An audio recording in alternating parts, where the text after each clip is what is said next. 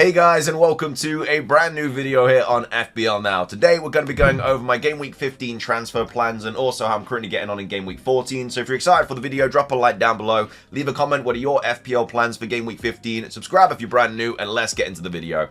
So, starting things off, let's go over how I'm currently getting on in Game Week 14. 0 points. I've not had any players play yet. So we are, of course, on a red arrow. We went from 278k to 293, but I've had nobody play, so obviously that's going to happen. We do have Raya and Gabriel, who have got United at home. 8 Nori, who's got Everton away. Colwell, who's got Southampton away. Palmer, who's my current captain, has Southampton away. Salah, who's got Newcastle away. Saka with United at home. And Mbeumo with Villa away. João Pedro with Fulham away. And then Kuna and Strand Larsen, who both have Everton away. I think I have 10 players playing today, and then João Pedro plays tomorrow. There were a few differentials that played last night. A few people brought Bowen in. I feel like you've been really hard done by if you did do that move from. Most people did like Mbeumo to Bowen. Yeah, he had like an XG of 0.5 and expected assist was like 0.9. Had a assist cleared off the line as well from, I think it was Cody. But yeah, just really, really unlucky if you did bring him in. But the numbers look good. I'm assuming the West Ham manager is going to get sacked. So hopefully they have that new manager bounce into the next week. But obviously the fixtures are coming like quick and fast, so they're not going to really be able to bring anyone in that quick. So it's going to be interesting what happens. But yeah, if you are a Bowen owner, I'd feel really undone by last night. The good news, though, is that Greaves played last night, which was obviously... It's just kind of an increase for my team because he's always on the bench anyway, but with him now back in that starting 11, hopefully for the foreseeable future, it's just in case I have to have him, it's nice for him to come off the bench. Not even that the fixtures are that good for Ipswich going forward, but it's just, like I say, it's better to have a playing player than nobody playing. The other big news, though, was a lot of people were asking me why I'm playing Mbeumo instead of Rodgers. Obviously, Rodgers has the home fixture. Villa are the better side. And obviously, with Mbeumo, he's been so bad lately. His numbers have been terrible. Obviously, like 1 shot in 4 games, an XG of 0.09. Notoriously bad away from home as well. So a lot of people are like, well, why are you playing him? The main reason is just penalties, honestly. He could play in that like front three or something again, which obviously would really bolster his numbers.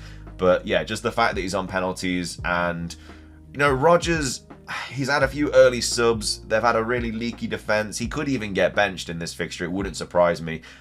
So I think I just kind of wanted to back the penalty taker, really. In my head, I always play a penalty taker over a non-penalty taker just because even if they're having the worst game of their life, you can get a lucky handball and then they can put the ball in the net and then they suddenly get like a bonus point as well. And they go from 2 points to what, like 8 or 9. And it's just one of those things that's happened multiple times in the past for me. So it's just one of those things. It could go wrong. You know, Rodgers could absolutely smash it. It is what it is. But I'm just backing Mbeumo. But it's probably going to be his last week in my club anyway. So he's going out with a bang, hopefully, and going to score a couple of goals. But either way, like I say, no players played, so there's not really a lot to report on. Just really wanted to go over the Bowen stuff and then the fact that Greaves is back and why I've gone Mbeumo over Rodgers. The Salah captaincy, the Palmer captaincy as well, kind of for me picked itself with how many kind of injuries and stuff that Southampton have picked up. They've got like 5 first-team players out. I think that Palmer is going to have an absolute field day. I am very worried about not owning Jackson. If you did go to the deadline stream, I explained why, but basically, I think my moves that I'm going to make in Game Week 15 are going to outshine having Jackson in this fixture. I'm just really worried about not owning him. I think he's going to do bits, but I really like the transfer that I've kind of got planned going forward. So I'm going to talk about that now anyway. But yeah, that's how I'm currently getting on in Game Week 14. A big donut of 0 points, but you know, I've got like 10 players playing tonight. So let's see what that looks like in 24 hours. Moving on to the transfers though for Game Week 15, because of course the deadline is this weekend. The fixtures coming out as thick and fast over the Christmas period. I have 3.4 mil in the bank, and I have 2 free transfers as well. And obviously, originally what I was going to do was Strand Larsen out for Jackson in Game Week 14. So I would have had Jackson instead of Strand Larsen here, which obviously I had the money to do. But that kind of blocked me from doing some other moves that I really, really like the idea of.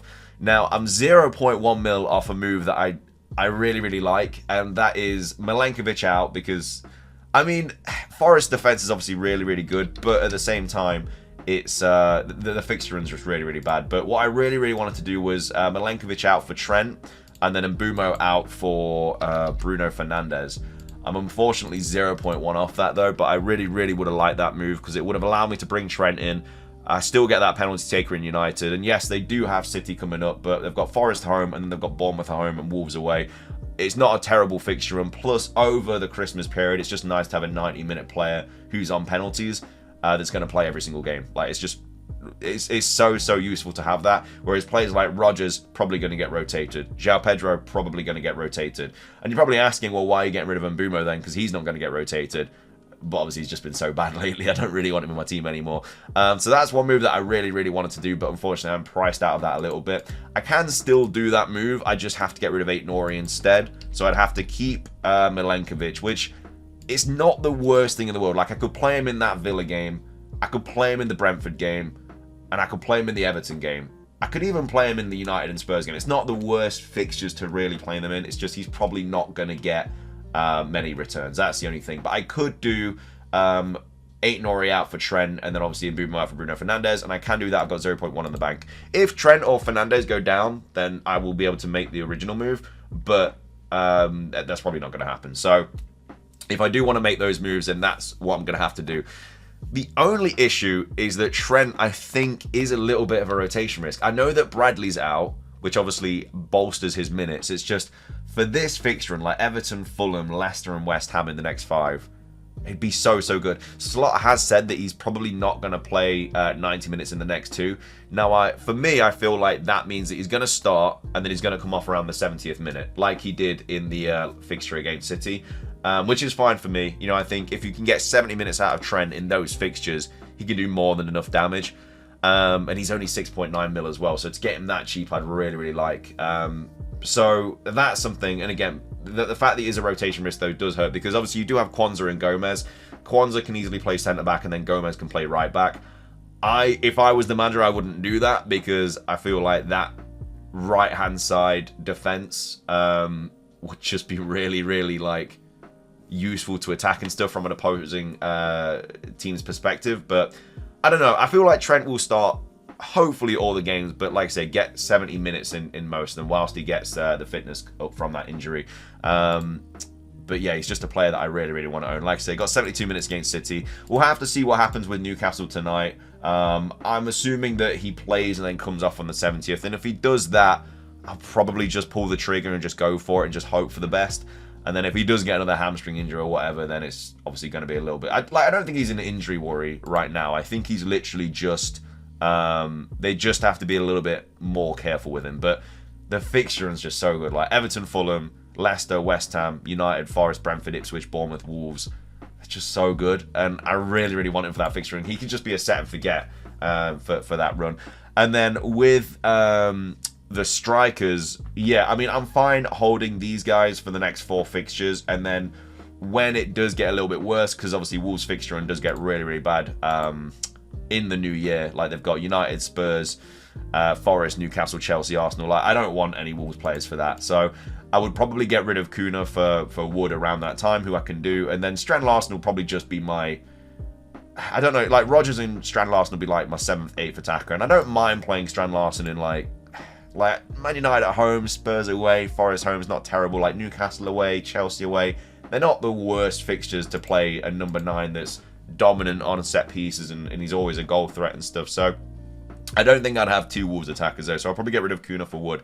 But yeah, we'll cross that bridge when we get to it. But I don't know, I feel like Trent and Fernandes and Strand Larson is better than Jackson, Mbeumo and Aït-Nouri. I just feel like it'll get me more points over the next run of games. Obviously, there's no route back to Haaland with this team. I'd have to really just pull everybody out and stuff and make it a whole mess. But as of right now, obviously City are really not on it. So I mean, he could go and smash 3 goals against Forest tonight, and if that happens, a lot of people will be jumping back on the Haaland train. But I think for right now, I think I'm fine just to kind of do what I'm doing and kind of just really attack the midfield and get the best defensive asset is obviously Trent at the moment. The Liverpool's back line is unreal, and he's just so good at creating chances. I know that he's only had 1 assist this season, but his expected goal involvement has been up there for a lot of the games. Like obviously he had a 0.54 against Palace. I mean, 0.15 against City, that's not bad against City as a right back. Of course, the Villa one wasn't ideal, but he only played 24 minutes. 0.10 against Brighton, not great. 0.29 against Arsenal, nothing against Chelsea. 0.54, like I say, against Palace. The numbers are there. You know, it's unfortunate that he's not got more assists yet, but he's a player that I definitely want. I mean, he's a bonus point magnet as well. If he does get an assist or something, then he's going to be absolutely up there. So that's kind of my thoughts at the moment. Fernandes and Trent in for free in game week 15. There's not really any other moves that I'm really looking at because I don't really...